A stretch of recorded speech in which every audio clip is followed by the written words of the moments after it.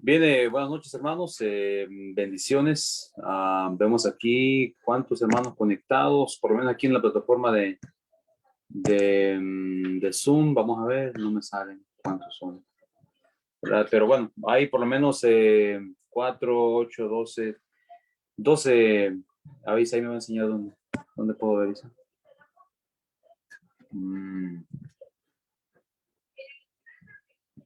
Muy bien. Bueno, siempre tenemos fielmente aquí a nuestra hermana Sonia, nuestra hermana Linda, bendiciones, hermanas, ahí siempre están fielmente, ¿verdad? También tenemos a Ingrid, no sé si está en Choluteca o está acá en Francisco Morazán, también tenemos a la familia Goodwin, y Choluteca, Lupe. Choluteca, ¿verdad? Sí. Creo que, bueno, tal vez nos están viendo por medio de Facebook, o también que han ingresado acá y tienen la intención de escuchar la palabra de Dios. Y bueno, ojalá que podamos compartir algo que sea de bendición para ustedes en esta noche. Han visto que el formato de las clases que hemos estado teniendo han sido temáticas variadas. El año pasado estuve manejando temáticas sistematizadas donde hablábamos de un libro o de un tema en específico, pero hemos estado así y ya son 5 meses que llevamos al hilo en esto y ojalá que no se aburran, ¿verdad? Vamos a ver. Y bueno, pensando en que no se aburran, no sé si estas historias le dan más sueño o le quitan el sueño. La vez pasada conté la historia del caballo blanco de mi abuelo Alfonso. Eh, y bueno, son como ilustraciones, ¿no? Que uno busca como para introducirse a los temas que uno quiere desarrollar. Esta historia, tengo otra historia de otro caballo, no era el caballo blanco. No sé cuántos de ustedes saben que yo nací o crecí en un lugar que se llama Ixtapas y Guatanejo. Tal vez lo han visto en unas películas ustedes. Hay una película muy famosa de un preso, ¿verdad? Que termina y va a dar a Ixtapas y Guatanejo. Es una playa, pero mi madre era de un pueblo y nos llevaba a un pueblo que se llama Comaltepec, ahí en el estado de Guerrero. Y bueno, cuando íbamos, nos montábamos ahí a los caballos, y bueno, tantas cosas que hacíamos cuando mi abuelo, ¿verdad?, estaba vivo. Y recuerdo que de niño me gustaba ir ahí al pueblo porque hacíamos varias cosas y una de las cosas que hacíamos era montar a caballo. Y los que han montado a caballo, no sé cuántos de ustedes han experimentado que el caballo los tire. No sé cuántos de ustedes los ha botado el caballo, pero a mí de niño muchas veces me botó el caballo, ¿verdad? De cuando iba allá al pueblo donde estaba mi abuelo. Saben que una de esas ocasiones que me acuerdo es que iba yo corriendo en el caballo porque aprendí a montar eh, iba corriendo el caballo y en una de esas el caballo giró bruscamente, ¿no? Yo iba corriendo y yo pensaba que el caballo iba a seguir recto, pero el caballo dio la vuelta. Yo no recuerdo haberle dado esa orden, pero después me enteré que el caballo tenía una rutina, ¿no? Y el caballo se infería que uno iba al terreno, ¿verdad? Ahí donde siempre iban por esos lugares. Y bueno, el caballo se fue para el lado derecho y yo me fui de enfrente, ¿verdad? Saben que la segunda vez que monté ese mismo caballo, ¿verdad? No, creo que fue Fernando, ahí está, ¿verdad? Aprendí dos cosas. Aprendí, número uno, que cuando iba a llegar a esa curva, tenía que dejar de correr y el caballo, ¿verdad?, de ir caminando o trotando. O aprendí que como el caballo daba la vuelta, ¿verdad?, automáticamente, que tenía que aferrarme bien, agarrarme bien para entonces girar hacia donde giraba el caballo. Es decir, me pasó una vez, pero no me pasaba una segunda vez. Tal vez, ¿verdad?, con otro caballo en otra vuelta, pero no ahí. Bueno, lo que intento decir es que yo aprendí que con ese caballo, cuando iba por ese camino, tenía que pararme y pasar caminando, o tenía que agarrarme bien, porque ya tenía la experiencia previa de una caída. Hablando de caída, parece ser que hay individuos en la vida que usted los conoce, y ojalá usted no sea así, probablemente sí, pero hay individuos en la vida que pareciera ser que no aprenden de las malas experiencias pasadas, ¿verdad? Hay personas que parece ser que, aunque ya en este caso ya han tenido una caída, pareciera ser que no han aprendido, ¿eh? Pareciera ser que no han aprendido de esa caída, pareciera ser que no han aprendido de los fracasos, o pareciera ser que no han aprendido de esas malas decisiones. Mire, la primera vez que uno comete un error o un fracaso, una falla, una mala decisión, pues podríamos justificarnos, ¿no? Es que no tenía un marco de comparación, no tenía ningún marco de referencia. Era la primera vez. Y bueno, de alguna manera se puede entender, comprender, asimilar, justificar. Pero hay situaciones en la vida, y usted tiene sus propias situaciones, ¿eh? Hay situaciones en la vida donde a uno ya le pasó una vez. Y fíjese que le vuelve a pasar.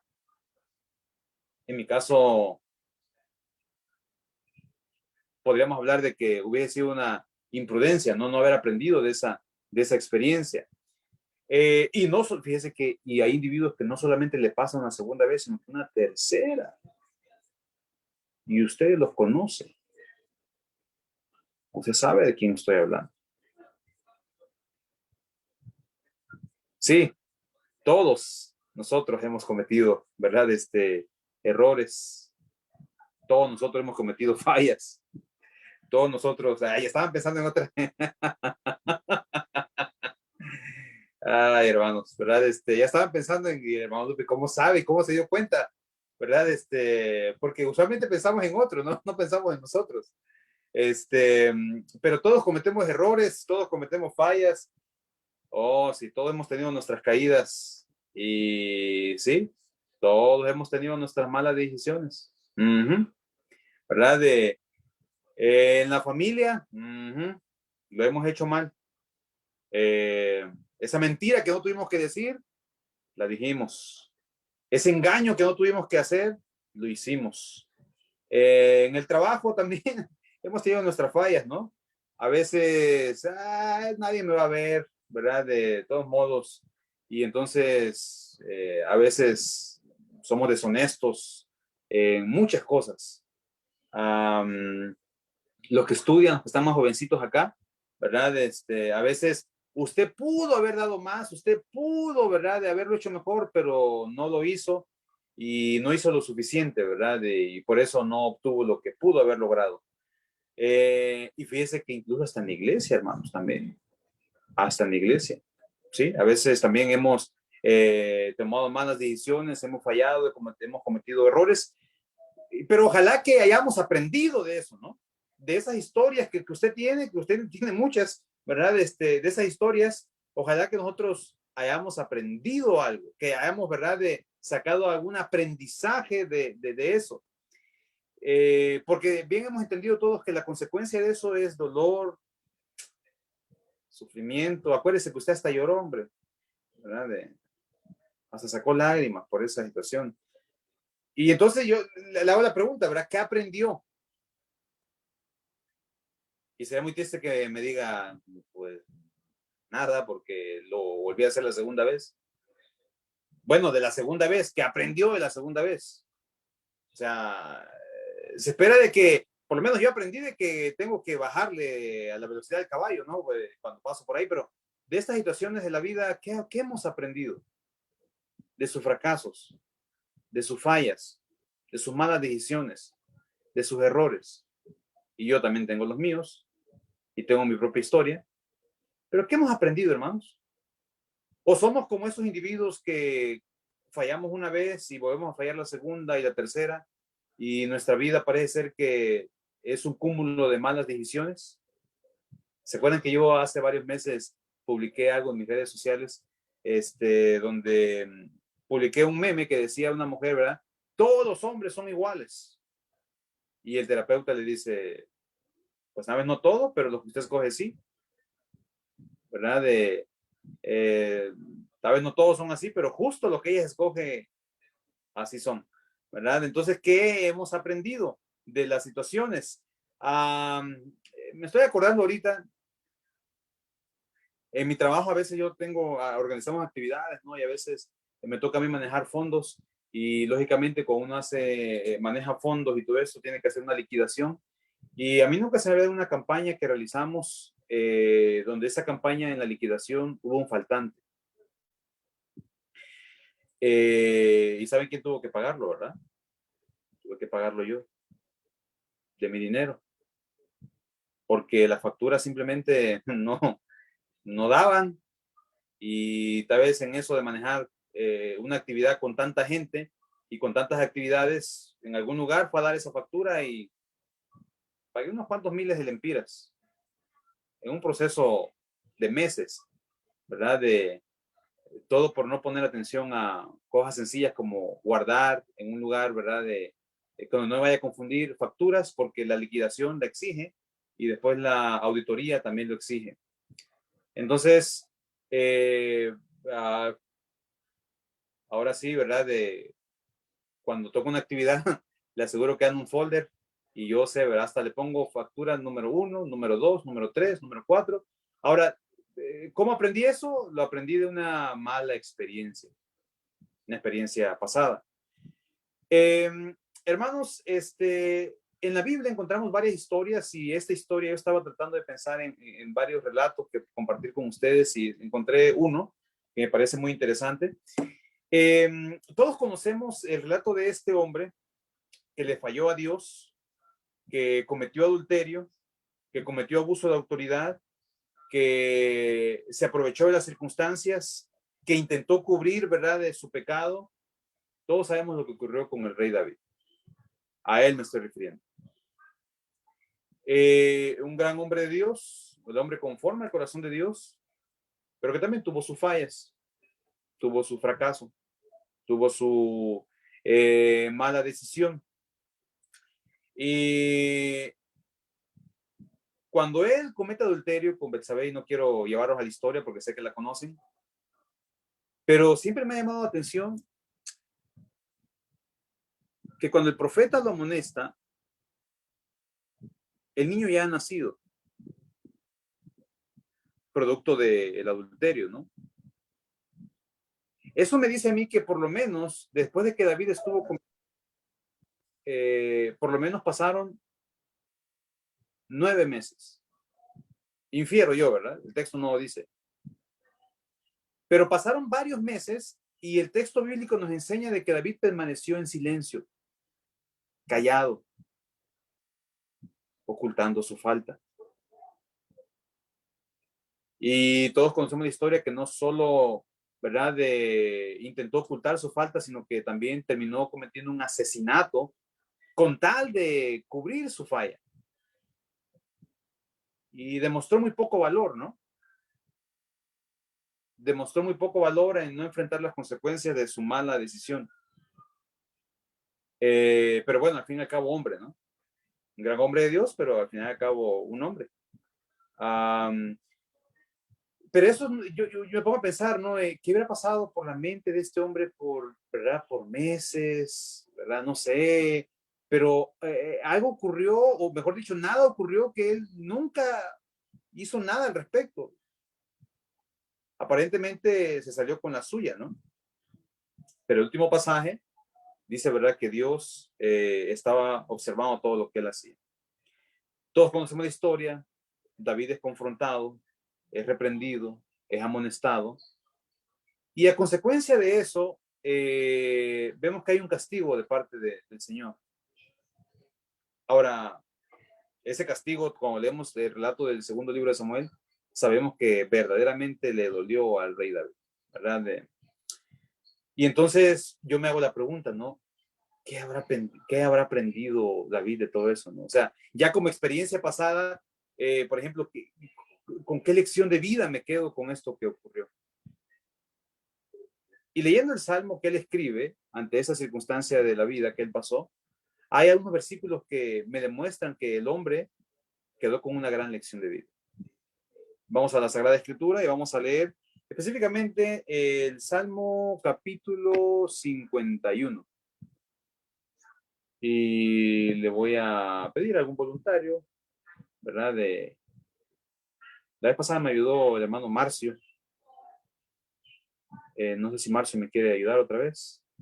Hermano Marcio, creo que lo van a poner ahí en la pantalla. Así, hermano, ¿le gusta que le diga Marcio? Y usted me dice Arturo. Está bien. Okay. Es que si lo pongo, la verdad, si lo pongo ¿Qué, hermano? 51. Estamos 51, pero lo va a poner en la pantalla, Joel. ¿Lo vas a poner en la pantalla, Joel? Voy a poner la traducción al lenguaje actual, Lupe, ¿está bien? Está bien, no hay problema, no hay problema. Vamos a leer 4 versículos. Los 3 y 4. 1, 2, 3 y 4. Aquí te van a poner. Acá se van a poner la pantalla. Ahí está. Dice. ¿Ya, hermano? Sí, ya, el 3 y el 4. Ok. 3 y 4. 1, 2, 3 y 4. Dios mío, tú eres todo bondad. Ten compasión de mí. Tú eres muy compasivo. No tomes en cuenta mis pecados. Quítame toda mi maldad. Quítame todo mi pecado. Y aquí en el versículo 3 y 4 quiero que hagamos bastante énfasis. Léalo, hermano. Dice, me lo baja un poquito más, Joel. Ay. Sé muy bien que soy pecador y sé muy bien que he pecado. A ti y solo a ti te he ofendido, he hecho lo malo en tu propia cara. Tienes toda la razón al declararme culpable. No puedo alegar que soy inocente. Ok, entonces piensen que cuando David está escribiendo esto, han pasado varios meses donde él ha mantenido todo en secreto. Y ahora ante esta amonestación, él le dice a Dios que él reconoce, ¿verdad?, de su falla. Y mire qué interesante, ¿no?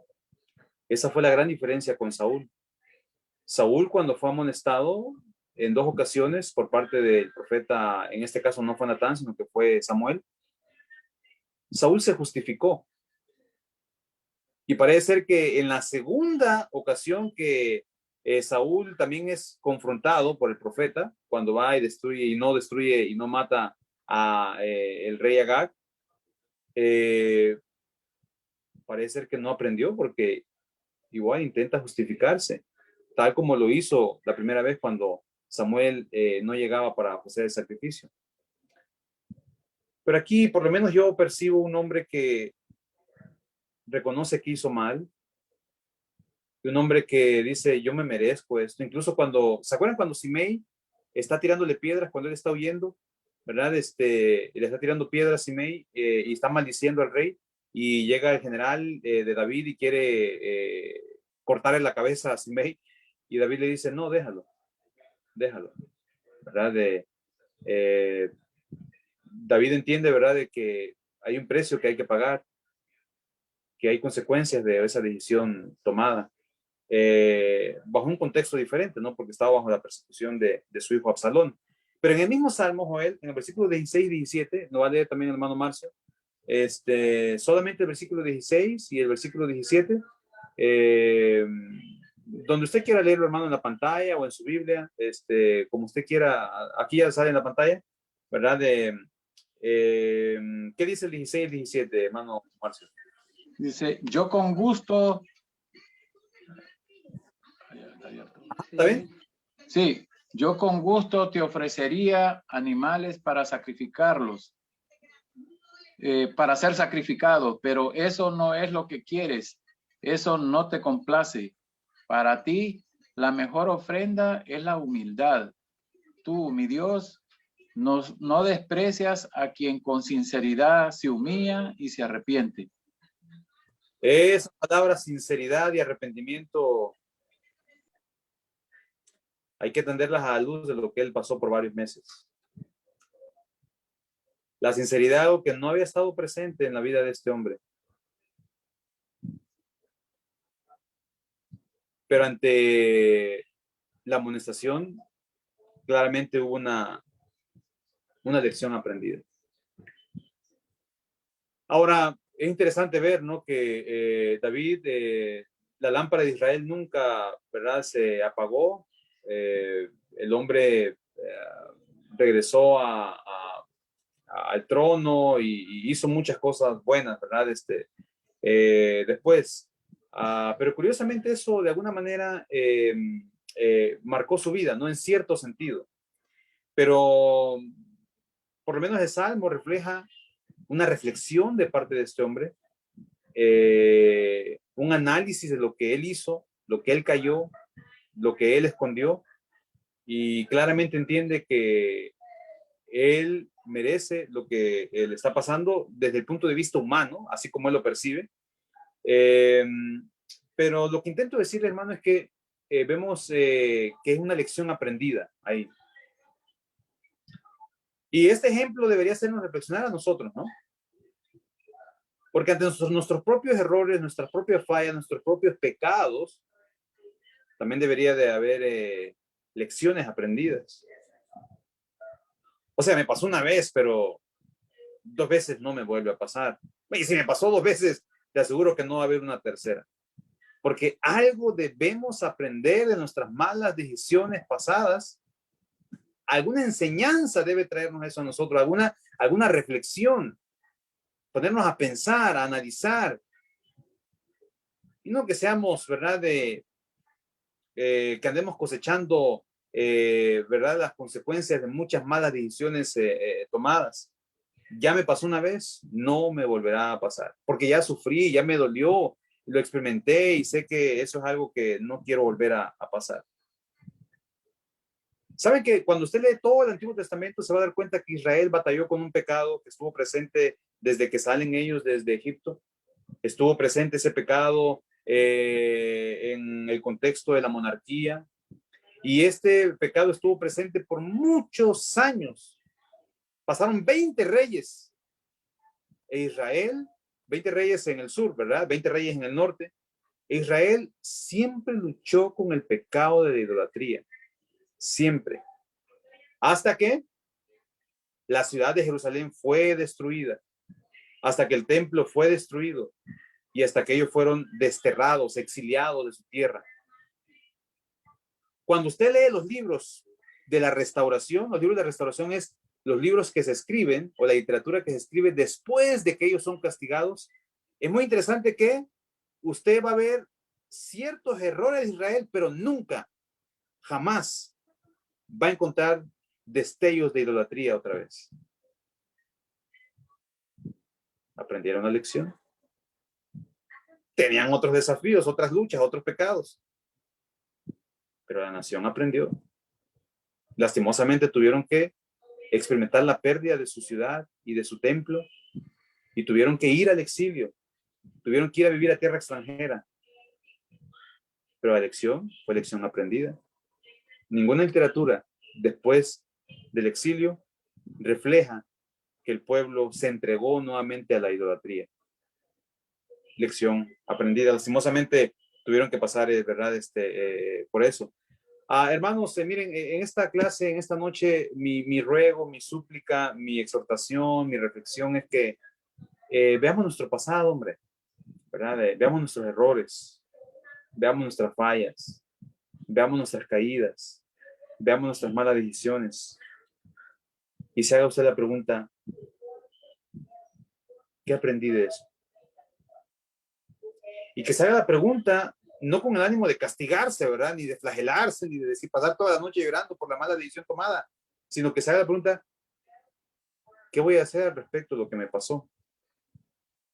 Para que no me vuelva a pasar, para que no vuelva a ocurrir. ¿Cómo evitar caer en eso nuevamente? Y bueno, si hemos fallado, pedirle perdón a Dios, pero también decirle, no solo te pido perdón, sino también te pido que me ayudes a que esto no me vuelva a pasar, a que no vuelva a tomar las mismas malas decisiones.